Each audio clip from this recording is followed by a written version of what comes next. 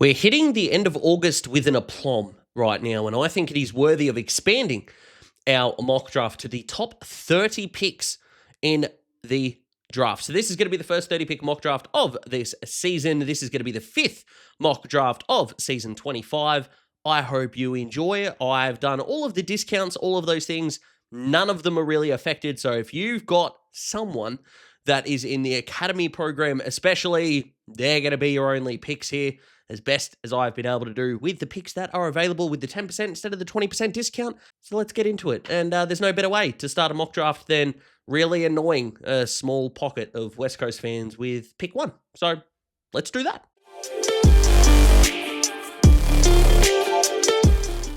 But Willem Dersma is going to kick off the mock draft to pick one, of course, to the Eagles, as we know. And look, there are going to be some West Coast fans that are annoyed with this, but we cannot shy away from the fact that Dersma is making his disposals count. He's an impact per possession player. He is shining at VFL level against those bigger bodies. 18.5 disposals is what he is averaging. He is, I think, and I've said this before, I've even made a video on it, so most of you that have kept track with this might be annoyed by me saying this, but if his last name was Jones and not Dersma, I don't think as many people would be as annoyed with where he is rated. But he is a top liner in this draft. He hasn't been my number one in a while, but he has been either to West Coast or Richmond. And I just think it is way more likely that West Coast take him. Has that got anything to do with Harley? Maybe. But also, he is still a really good fit.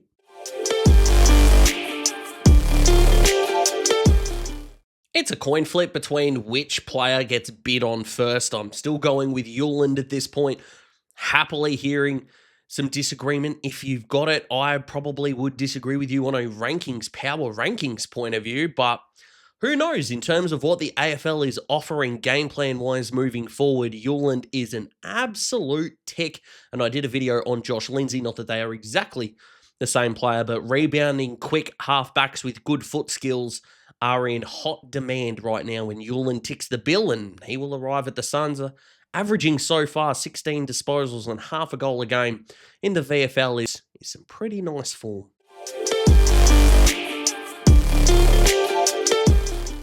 We're back to Dyson Sharp though, and I know in some power rankings he is ranked in the teens, but look, is his field kicking going to be a major problem? That remains to be seen. Do you know how many players that are superstars in this competition? And I'm not saying that it is a fait accompli that he is going to be a superstar, but do you know how many players in this comp we see as some of the best are not great kicks? Like, outside of Dawson and Dacos, and yes, one of them is going to win the Brownlow this year, I think. Noah Anderson just firms to me as kind of a third, fourth, fifth guy, but you look at guys like Sarong, who's not a perfect kick going back. You've got Lachy Neal, Paddy Cripps, who are also not great kicks either. I'm not sure how much of that he can be knocked. This boy knows how to find the footy and also tackles when he doesn't have the ball. And I'm just saying that there's a little bit of Matt Riel in that. I'm not saying they're the exact same player, but you give West Coast that kind of player with Harley on the outside, Elijah Hewitt on the outside, and you also add in, of course, Dersma, who can play nearly anywhere, and you're starting to build a young core that can take you places. I see this as a really good fit, and I think it's a hill that I'll die on. Hey, until I'm wrong, maybe. The most consistent player in this draft is Daniel Annable, and I genuinely believe that he is the best player in it because the parameters of what we're given, this is a weaker draft. There are problems with consistency. There are problems with output. He has just rocked up and gone 23 plus across the board, no matter what competition that he has played in the open draft. I think he's the perfect fit for West Coast as well in terms of what they're looking for. Of course, we know that he's not the case being a part of Brisbane's academy. We know where he's going to end up. I would be tempted to bid on him at 2, 3 as well, but it's, the academy stuff. Is anyone really going to shoot me if it's pick 3 instead of pick 4? I don't think so. Annable's a gun. I love the man. Do I wish he was in the open draft? Yes, I do. Only because I think it would be really fun seeing a lot of clubs trying to go after him. That is not an anti-Brisbane stance, I promise.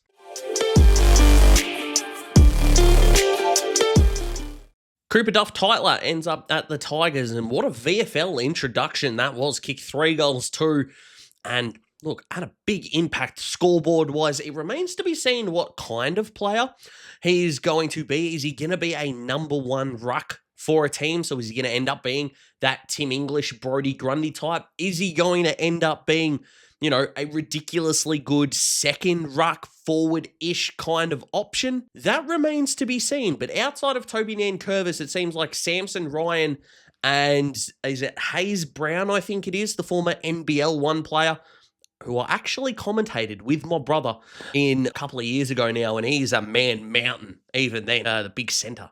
But that's not important. We're back to CDT at this point, and I think positionally, it makes sense. I think I had Richmond firmly taking Alex Dodson in last year's draft. They didn't do that, obviously, but I think the plan post-Nank can start with CDT, and of course, there are going to be spare ruckmen on other lists if they want a ready-made replacement in a year or two if he's not ready.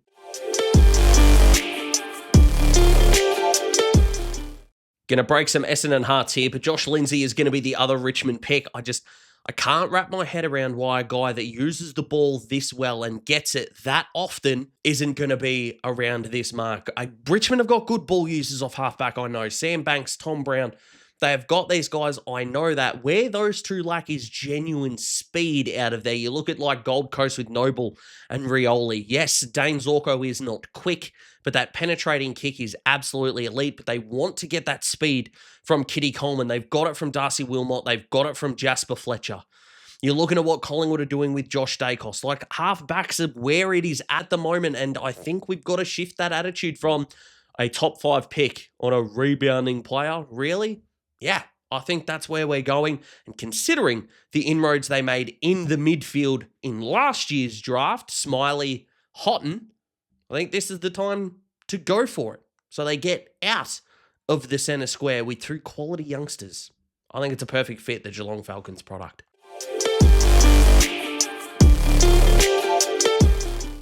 The first pick for the Bombers is going to be Noah Hibbins-Hargreaves, which is going to be super interesting for them because you've got Isaac Kako up forward. I think giving them another offensive threat is going to work a treat. I know that the Bombers have had a lot of injuries this year.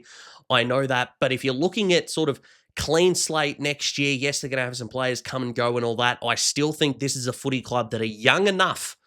15 debutants. They've drafted heavily the last couple of years post the Shield Stringer, Devon Smith acquisitions of a few years ago.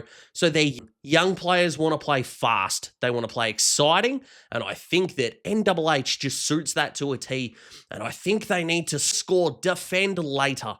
I just feel like that is going to be the go for them. And considering that they've got 2 picks, they can actually go opposite ends of the ground. So I've got NHH here averaging 2 goals a game. He did it at the Carnival. He's doing it in under 18s and had 29 and kicked 5 in a schoolboy game not too long ago, which is just extraordinary no matter what bloody level that you're at. If you're playing against people your own age, of course, 29 and 5 would not be impressive if I did that in an under 10s game.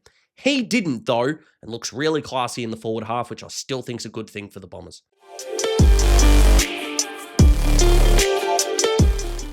So from an offensive threat to a big defensive one, because my God, do Essendon need good ball users.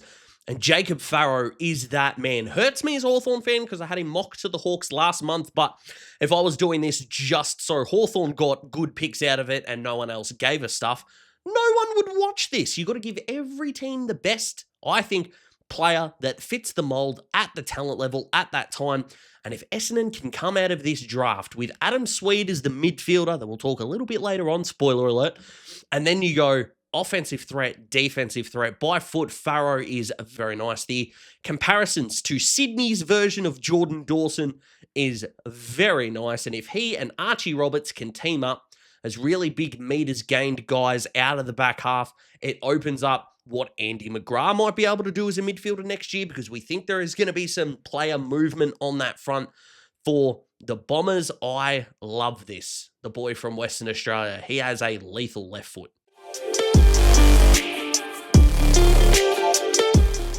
Sometimes when an opportunity presents itself for a club to absolutely be a dick, I'm going to take it, because Carlton are going to get a compensation pick for Tom De Koning. And I'm saying in this iteration of the mock draft, St Kilda absolutely need to bid on Harry Dean here.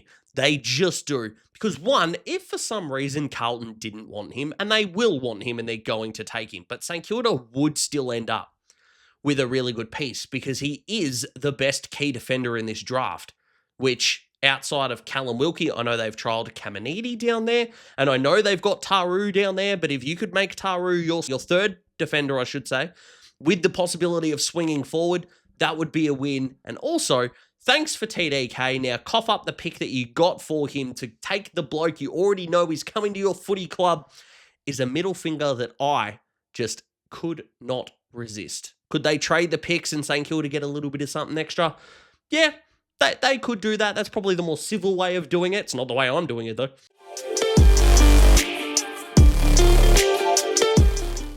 And the Saints go with Jevan Phillipou, who I know is Mateus's brother. Didn't get his height from Mateus. Clearly, there was a power struggle there that ended up with Mateus getting about 10 centimetres on him at this point. But the zippy nature of the way that this man plays football would add a really nice dynamic to the Saints. Now, could you argue that a midfielder is going to be their highest priority given the fact that it looks like Marcus Windhager is going to stay? We know Nazaya has stayed, and they have had Max Hall. They have had a few guys rotate through that centre bounce.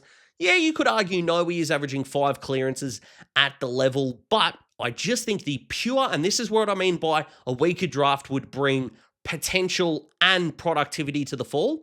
Just sometimes you might just have to take the guy with the most upside in this kind of slot, because the other points of the ground that St Kilda may look into, I just don't think are going to be available at this point. And I think the excitement machine that JP brings might be too hard to resist. It was for me in doing this mock draft.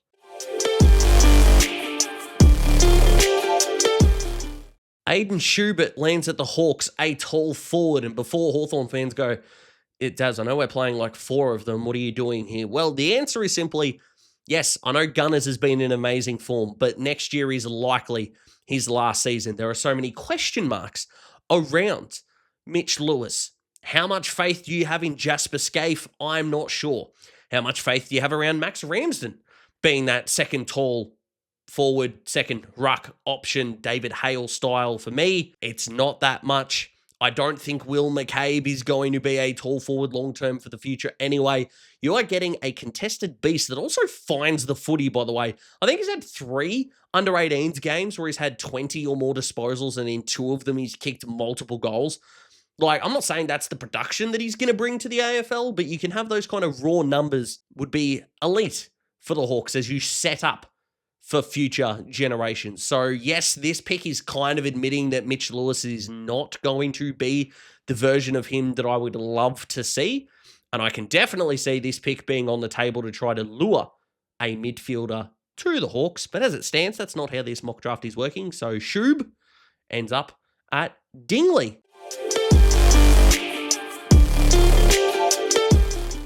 Gold Coast matched the bid for Dylan Patterson here, another rebounding halfback flanker. Kind of crazy that they went out.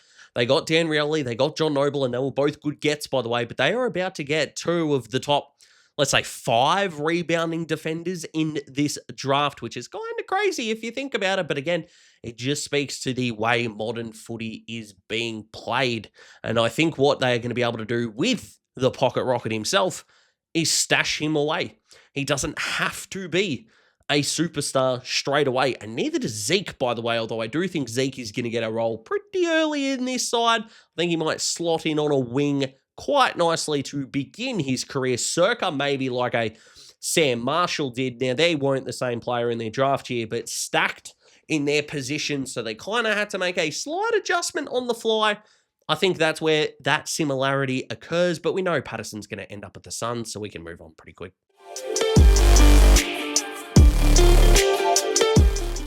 Sydney take another South Australian tall forward here, going with Mitch Marsh. This is the assumption that they don't get Charlie Curnow, Harry Mackay, or land Jamara Ugle-Hagan. I think they are clearly telling us that tall forward is a need. We're not sure what's going to happen with Logan McDonald's body. We're not sure what's going to happen with Joel Amarty's just potential moving forward, and Hayden McLean is not going to be good enough to be a number 1 tall on his own. So, if experience doesn't work, youth will, and Marsh can provide that. A very talented player with good hands, decent set shot routine, and proved himself as one of the big risers throughout the national championships. Would be a good fit positionally, and considering they've got guys like Duff-Tytler, they have got guys, fringe midfielders that are trying to play in other positions as well.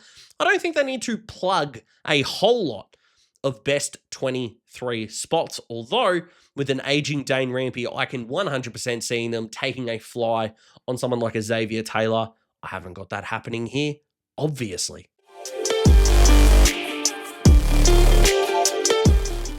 Lachy Dovaston is going to end up at the Bulldogs, a small forward. They're going to get Waitman back. I understand that. He, along with Riley West, is going to be really interesting from a dynamic standpoint moving forward next year. But the Dogs, as we know, they need a tall defender. Now, they don't need to do that with an 18-year-old for two reasons. One, there's not one good enough to take in this position. And two, if a young player was enough in order to get that job done, Jed Buslinger would be doing it. So that's clearly not happening. They're going to target a Lever, a May, probably inquired Adelaide about Jordan Butts. I have no idea how well that will go for them. I'm going to assume, especially with the Butts thing, that Adelaide are very firmly going to say no to good old Siggy. But what I will say is that, again, if they're going to lean into this sort of offense thing, they're not going to solve their problem with an 18-year-old kid. So where else can they get better? Well, they don't need to do a whole lot with the midfield. They don't really need to do a whole lot on the outside of the contest. So go get yourself one of the best players in their position, add a little bit of more offensive firepower. And if you're telling me in round one next year that he could potentially replace a Riley Garcia, yeah, that is probably going to be an upgrade. He is so clever around the goals and hits the scoreboard.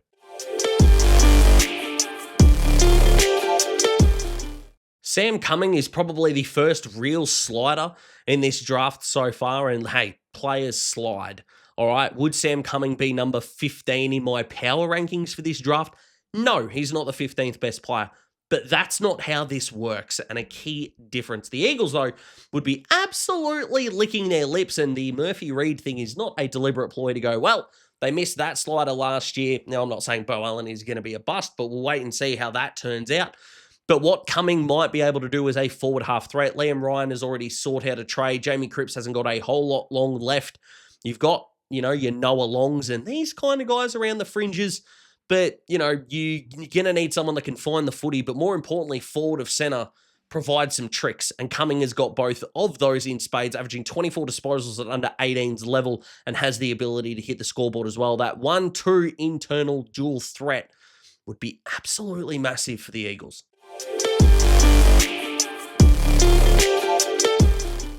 Got Harley Barker ending up at the Dockers here. Now, this might become null and void if they end up getting Judd McVie in this year's trade period, but alas, they have not yet. Therefore, this mock draft is going to be on the assumption that they don't, because we don't know these things yet. But averaging 16 disposals across the championships and under 18s level, he unfortunately did his ACL. Now, of course, in your draft year, that doesn't mean you end up being a bust or anything like that.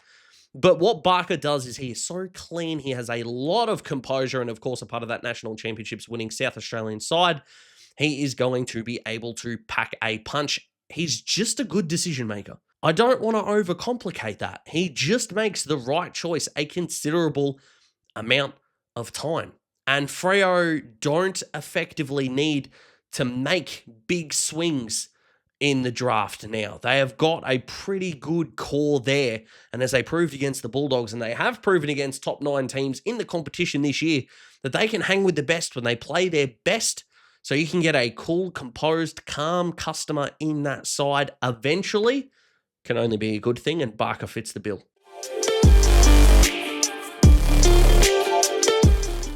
The bid for Adam Sweid comes in here, and I've spoken a lot about his resilience post his injury, but the numbers that he is putting up are very solid. The Bombers would be very happy with him, and will be, because I assume he is going to end up there, but a pretty threatening kind of customer, and I've already spoken about Essendon's need for speed, excitement, and he's got that in him. He really does, and will be a player that I can imagine ending up on some highlight reels throughout the year, because we know the AFL love their socials and getting those highlights out there. I think he is a guy that might pop in that highlight kind of sense when he's eventually given a gig, whenever that may be.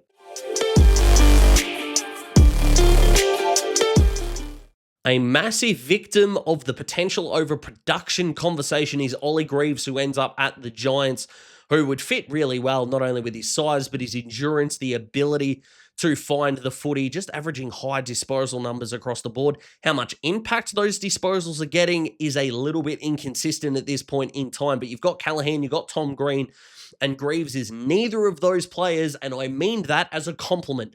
Because if you have too many of the same people in the midfield, well, you're going to get beaten the same way.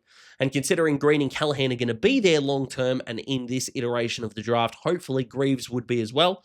I think he would absolutely add to that mix in a really nice way. There are things to like about him. There are some things that need improving, as there is with all draftees. But this is kind of what he is, just ultra consistent, a really good ball winner.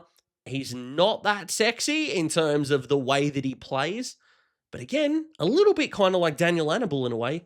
It's not necessarily a bad thing. In fact, it's not at all. But could it make someone of his quality slide a little bit? I think it might.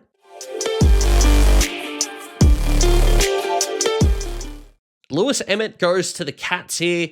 And I just think that his role in the championships was just not that cohesive with his game. Averaging 15 disposals and 15 hitouts at the under-18s level is more than handy. But what I find really interesting about him is that he is not your ruck. He is not your forward. I've spoken a little bit so far throughout this period that I think a lot of teams now are trying to find that second tall forward / second ruck across the board. You're going to look at a guy that when Jeremy McCameron eventually does retire, Shannon Neal is probably going to become your number one forward, or even if he becomes your number two and you do end up landing a Ben King or someone of that nature, because it's Geelong and they just find people, is you're going to get a guy that if long-term it's going to be a Toby Conway or a Mitch Edwards, potentially, if they don't land another ruckman in this trade period, then I think he can fit the bill as a guy that can help out around the ground and be an offensive threat as well.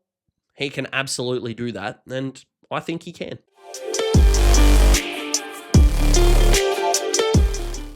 And to end the first round, but not the video because we're going to 30 in this one, remember guys, is Matty Leray, who, again, opposite Harley Barker as part of that South Australian winning national championships team, the amount of composure barely went to ground. Not a player that loses his feet often, which we love, and I especially love in a player. He is a pretty good two-way runner from what I've been able to see, which helps in a big way.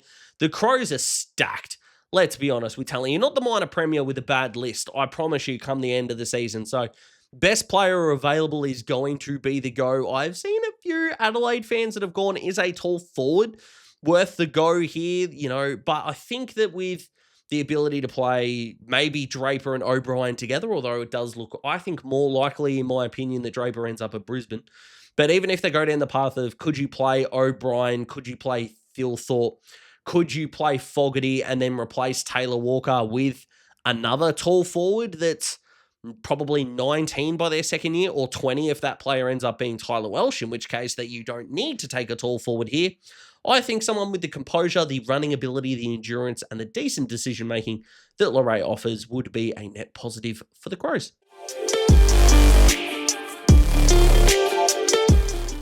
First pick of the second round is going to be Sam Grlj, who ends up at the Eagles. A big slider, because I do know that a lot of other draft creators, I know a lot of power rankings videos have got Sam around that 8 to 15 mark. So this would really be, well, probably the second slider, to be honest, with Sam Cumming as well.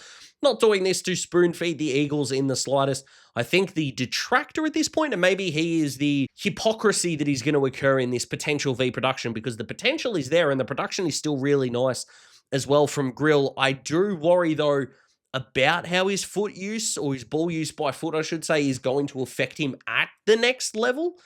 But what I do know is his ability to work his absolute tail off is going to be a benefit for whichever club picks him up. And if he's able to put it all together, yeah, this is probably a slide. But again, there are so many players that on power ranking lists that do end up sliding in this iteration of the mock draft with the clubs that are in the order that they've got. Could someone absolutely take a flyer on Grlj? Yeah, they could. St Kilda could do it at pick 10 in this iteration of the mock draft. A couple of other clubs could do it. GWS could do it, but is he too much like Callaghan? There are not too many clubs right now that are looking for just an out-and-out midfielder, and if they are, they've usually already got a quick one on hand. So that's why he falls a little bit here. And you could argue that the Eagles have got outside mids as well. I would not argue against that. Best player available though? Yeah, he is. North go ahead and take Xavier Taylor here, and this is if they don't land Brandon Starcevich, and maybe they could still go this way if they do land him, by the way. But what I do know is that the comparisons to Josh Weddle, and it's not perfect comparisons, and it's Josh Weddle as an 18-year-old versus what he has been able to produce for the Hawks so far in his career, are pretty apt for mine. Starting as kind of a lockdown defender, as you remember, Weddle was the fullback of the under-18s All-Australian team in his draft year, and Taylor's ability to play back shoulder is a tick, something that North Melbourne lack badly. I think if there was one player in the draft that North could pick up and wish to be 8 centimetres taller, it's him. Because that 191, if his traits were in a bloke that was 199 centimetres, it would be, my God, that would be excellent. Yes, they are wanting Matt Whitlock to play that, I understand, but they have got on their list 2 key defenders that are experienced, that are not necessarily experienced AFL player worthy. And I just don't think drafting an 18-year-old key defender again is the way to go. But a versatile back shoulder player who can also take the game on as he's finding more and more confidence throughout the year. Yeah, I think that really would suit what North could do. You look at it, and I'm not trying to compare everyone to Hawthorn, but you've got your rebounders in like Amon, for example, and you've got your rebounders in, Weddle himself, absolutely, but you got North with Hardiman, and you've got McKercher as your smallers that just run around and nip. Could your Xavier Taylor end up being a Jarman Impey, but a little bit taller, a Josh Weddle?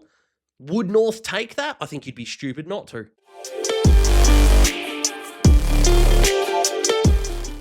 Got Beau Adensell coming here. North Melbourne are going to do the bid on him in this iteration of the mock draft. This man is just a ball-winning machine. One of the rare players in this draft to be averaging over 30 disposals in his under-18 campaign. So why the hell isn't he higher up, Daz?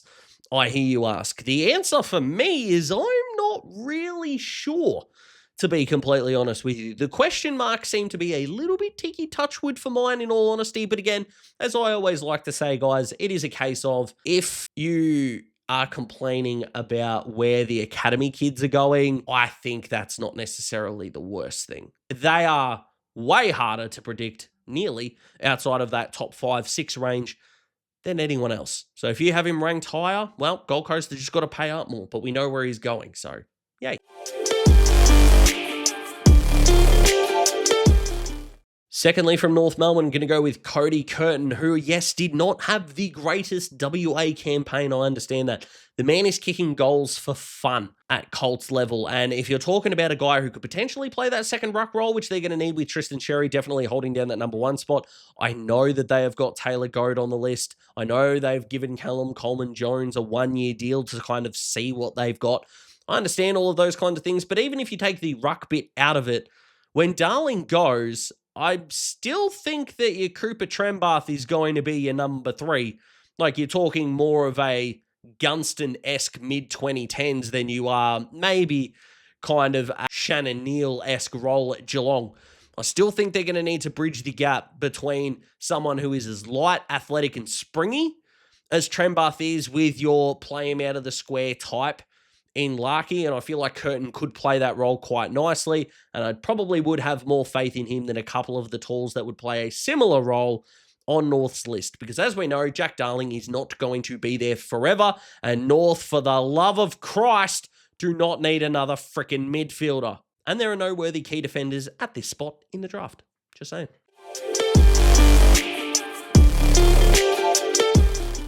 The bid for Max King here comes way later than anywhere near where I've had the bid for Max King come before. But at this point in time, I'm just being honest here. The potential overproduction, yeah, that would fit him to a T, but I think there needs to be a question mark over that production at this point. Does that mean that I think he's going to turn out to be a bad AFL player? No, that is absolutely not what I am saying. If there is a positive, is that it just looks like Sydney might just have to pay a little bit less. I just don't see a club bidding on him in the top 10 with what he's been able to do. In terms of what he can grow into, an absolutely athletic freak who could become a threat in the air, on the ground, and good user by hand especially. That's a win for the Swans. I think no one can really argue with that, and he's just a fraction too short to be your traditional tall, but bolstering that forward line for the Swans with him and Mitchell Marsh, yeah, that's pretty good going, I think.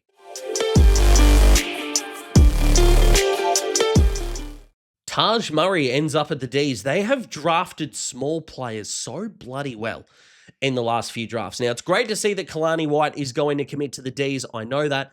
I know there is going to be a conversation around what happens post-Gawn, and I'm not 100% sold, I should say, on Taj being your number one ruck at this point. More than happy to be proven wrong in that regard, but 13 hitouts, 11 disposals. Again, he was sharing, especially in the national championships, he was sharing the ruck duties with Emmett, who was taken by the Cats earlier on in this mock draft. So I can completely understand that those numbers aren't exactly going to shine through, but his natural talent and ability to not only hit the scoreboard but make an impact around the ground, I think really would appeal to the Ds, especially because, and I'm not saying he's gone 2.0, but what I do know is that they have been accustomed to having a ruckman who can get around the ground and make an impact no matter where the ball is on the field. And I'm not saying he's going to be an 8-time All-Australian, but there are some similar traits with Taj. That's all that I'm saying in regards to getting around the ground, your entire game not being about your hitouts. That's the comparison, not he is gone 2.0. I would not put that pressure on a kid that has not even had a pre-season at an AFL club yet.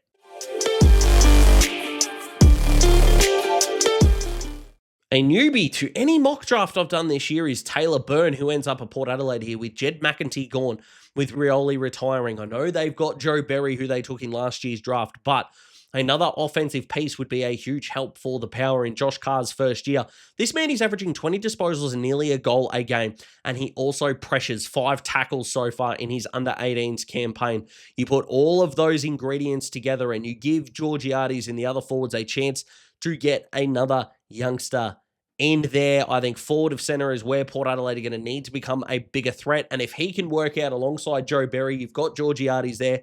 Hopefully you can get Todd Marshall to be something, a really good piece. You've got either a Butters or Horn Francis coming off that half-forward flank if you can.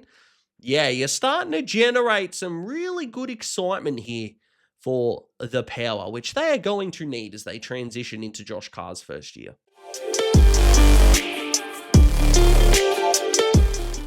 St Kilda match a bid on Kye Fincher here at pick 28. The Hawks would be the ones to bid on them. And Kye, again, kind of suffers from a little bit of boring consistency. And again, I mean that in a very loving and respectful way, averaging just over 20 disposals in both of the competitions that he has played in so far in season 25. He's just a good, honest guy who has got some tricks. I'm not going to say that he's a plotter or anything bad like that, but when you compare to a lot of, again, midfielders in the competition, the way that modern footy is evolving and you've got to become effectively on the fly a few different things as a midfielder, he has got parts of his game that are really solid. He has got parts of his game that he's going to need to develop, as we know with all midfielders do in the AFL. But whilst he may not be the highlights kind of guy on social media, would it surprise me at all if he became a really dependable piece for the Saints moving forward? No, that would not surprise me in the slightest. He's got some good composure as well, which I think Ross will appreciate.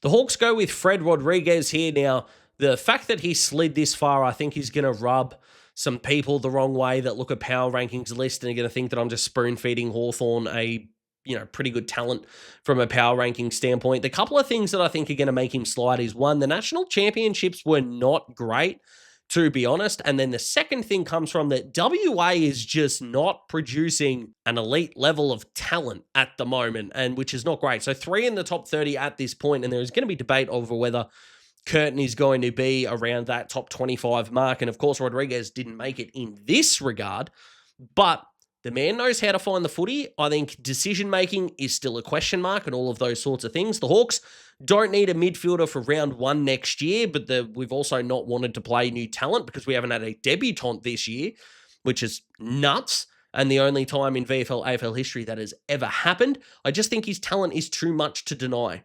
at this spot in the draft. And depth-wise, best 23-wise, the Hawks aren't lacking for much. And for where they are lacking, you're probably going to be banking on them trying to do that in the off-season rather than an 18-year-old. But in the regards to this mock draft in this spot with Rodriguez's raw talent, he would be really hard to ignore here, or, and of course, in my case, impossible.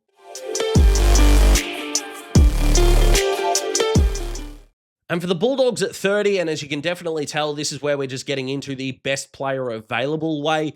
I'm just not sure with this draft crop how much you're going to be able to go, yeah, positionally, it's going to have to be this perfect little player here. I don't think that's the case at all. So Tommy Burton is going to be the player that I'm going to take here for the Dogs, a rebounding halfback flanker. And if you're thinking they already have those, yeah, they do. They've got a couple. They got Bailey Dale, who, of course, is at the top of the tree.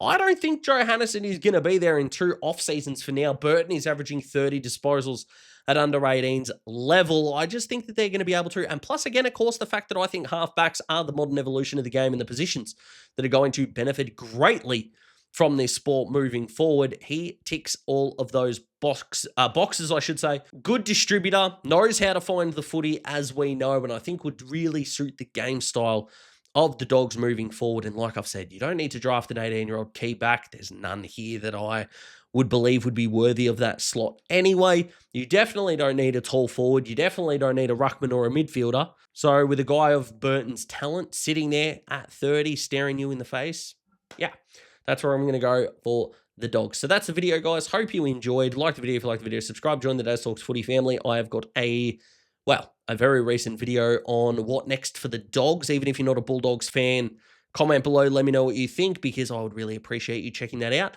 Trying to hit 6K subscribers before the final series starts.